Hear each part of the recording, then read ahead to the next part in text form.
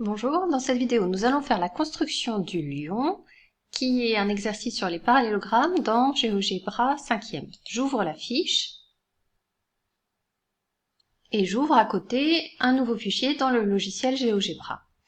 Je vais préparer ce fichier, enlever les axes en cliquant droit, enlever la grille en cliquant droit et mettre comme option pour l'étiquetage uniquement les nouveaux points. Et je vais faire ma construction. Trace un triangle ABC isocèle en C, tel que le segment AB mesure 10 cm et le segment AC mesure 6 cm. Je prends segment de longueur donnée, je place un point A et un point B à 10 cm. Pour construire le triangle isocèle de sommet C, le point C il a 6 cm de A, il est donc sur le cercle de centre A et de rayon 6 cm. Et comme le triangle est isocèle en C, c'est la même longueur pour le segment BC. Donc le point C, il est aussi sur le cercle de centre B et de rayon 6 cm. J'ai deux positions possibles pour le point C. Je vais prendre l'intersection de mes deux cercles vers le haut pour que le lion ait la tête en haut. Et on peut le faire aussi la tête en bas, c'est pas gênant. Je finis la construction de mon triangle en traçant les deux segments. Et j'ai enlevé l'affichage des cercles. Ensuite, on nous demande de placer haut le milieu de AB. Je prends milieu et je clique sur les extrémités de mon segment. Il l'appelle pas haut, il l'appelle D. Donc soit je clique droit et je fais renommer, soit directement avant de faire une instruction, j'appuie sur la touche haut et il comprend que je veux renommer le point haut. Donc il le fait tout seul. Puis trace le parallélogramme ABCD. Alors on m'a fait construire, ah oui, il place D le symétrique de C par rapport à O. Donc on va se servir de la définition du parallélogramme. Je trace le symétrique, j'ai pris symétrie centrale. Il l'appelle C', cette fois-ci pour vous montrer, je vais cliquer droit, faire renommer, et lui je l'appelle D. Pour tracer le parallélogramme, il ne faut pas que j'oublie de tracer les segments qui constituent les côtés. Voilà, c'est fait. Place E le milieu de AD et F le milieu de EO. Je reprends l'outil milieu. E milieu de AD, il est bien nommé. F milieu de ED, il est bien nommé. Trace le parallélogramme AODG. Alors, AOD, il est déjà tracé. AOD, oui, il est déjà tracé. Non, il n'est pas tracé, donc je trace le côté OD. Et le parallélogramme, c'est un quadrilatère qui a un centre de symétrie, qui est le point d'intersection des diagonales. Donc je trace le symétrique de O par rapport à E, et ce point-là, non, AODG. Je suis en train de dire autre chose, pardon. EODG, donc je le supprime. J'étais pas à la bonne question. EODG, donc pour avoir le parallélogramme, il faut construire le symétrique du point O par rapport à F, et c'est lui qu'on va appeler G. Je trace les segments.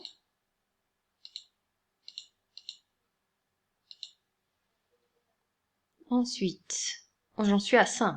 Place H le milieu de AE et I le symétrique de O par rapport à H. Donc milieu d'abord, puis symétrie centrale, symétrique de O par rapport à H. Et ce point-là, on veut l'appeler I. Donc je le renomme tout de suite I. Je trace les segments.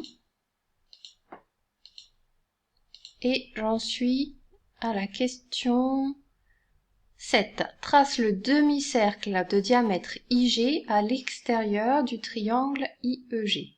Je prends demi-cercle. Alors, j'avais une chance sur 2 de me tromper, je me suis trompée. Je commence donc par le point G, sinon je vais faire un demi-cercle à l'intérieur. Voilà, le demi-cercle à l'extérieur. Et même chose ici, demi-cercle à l'extérieur. Trace le segment CD. Ok, trace le segment CD, complète la construction par symétrie axiale d'axe CD. Je change d'outil, je prends l'outil symétrie axiale. Qu'est-ce qui manque? Il manque le symétrique du demi-cercle, ici de plusieurs segments. Ah, j'ai fait point. Donc, je supprime. Faut être bien attentif et bien cliquer sur le segment d'abord.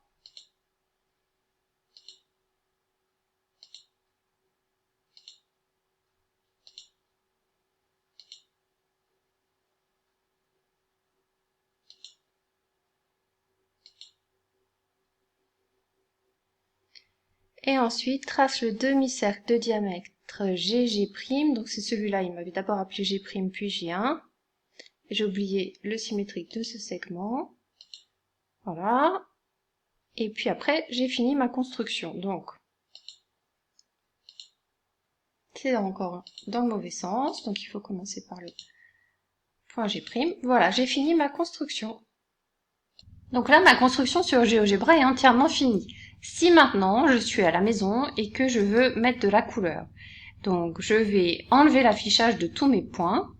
Ce qui est plus rapide, c'est d'aller dans la fenêtre d'algèbre et de cliquer sur les points et d'enlever leur affichage directement. Alors des fois, il y en a qui sont groupés, ça permet d'en enlever plusieurs d'un coup. Ici, j'ai O, j'ai D. Ah ben moi, il veut pas me faire un coup. C'est pas grave. Donc on enlève l'affichage de tous les points.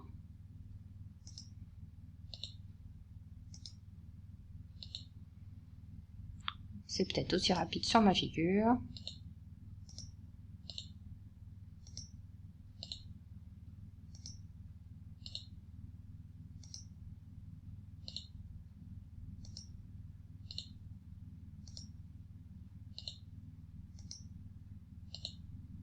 Là j'avais 3 points parce que j'ai fait les symétriques des segments et des points. Là il doit y en avoir 2, il y a l'arc de cercle et le segment. Voilà, j'ai presque fini. Il me reste plus que ce point-là. Voilà. Alors maintenant, je referme la fenêtre d'algèbre, je fais Fichier, Exporter, Graphique vers presse-papier. Je viens dans GIMP, je fais CTRL-V et j'ai ma figure. Alors avec le cutter, je peux déjà réduire un petit peu pour pas qu'il y ait trop de blanc tout autour. Et puis après, ben, c'est à vous de choisir. Donc vous décidez de la couleur que vous allez prendre. Par exemple, le pot de peinture noire ici pour les yeux. Le lion, c'est plutôt orange, donc on peut aller dans les oranges. Voilà, comme vous voulez. C'est vous qui mettez les couleurs que vous voulez. Si vous voulez mettre du orange foncé, du orange clair ou du... Ben voilà. Vous vous débrouillez avec les lunettes de soleil, je les ai mises en noir, mais vous mettez là comme vous voulez. Voilà, amusez-vous bien.